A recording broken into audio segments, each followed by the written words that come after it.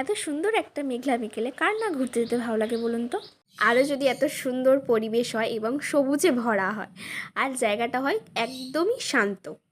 তো চলো শুরু করা যাক। আজকে চলে গেছিলাম সিরাজউদ্দৌলা পার্কে। এটা বারাসাতে আছে। এখানে তুমি লন্ডনের টাওয়ার ব্রিজের এক ঝলক দেখতে পারবে। আর পুরো জলযুক্ত একটি পরিবেশ, যেখানে আছে একটা রেস্টুরেন্ট এবং ফটো তোলার সুন্দর সুন্দর জায়গা।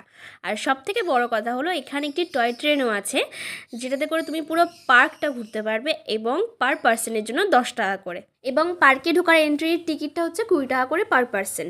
আর হ্যাঁ, এখানে তোমার বাঁশের কেলারও একটি ঝলক দেখতে পারবে। আর এইভাবে রেল লাইন দিয়ে হাঁটার ফটো ভিডিও শ্যুটও তোমরা করতে পারবে।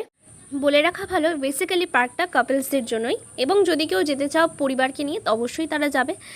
এই পার্কটা দুপুর 1টা থেকে সন্ধ্যে 7টা পর্যন্ত খোলা থাকে।